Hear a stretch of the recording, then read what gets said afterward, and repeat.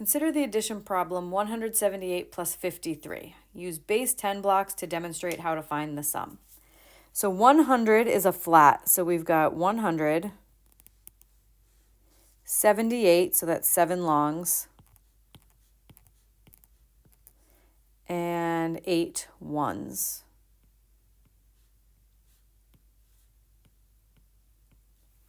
And then plus 53.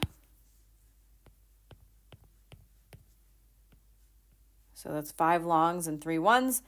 And we're going to add them together.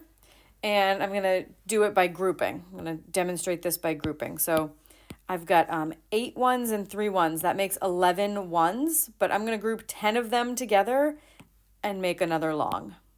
Okay, so I'm going to take 10 of these and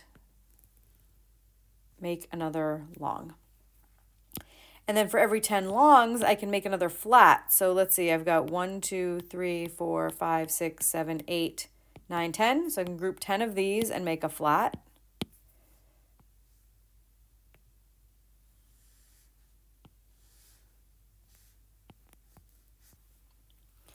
Okay, so then what I have in the end, count up how many flats, longs, and ones I have. I have 2 flats.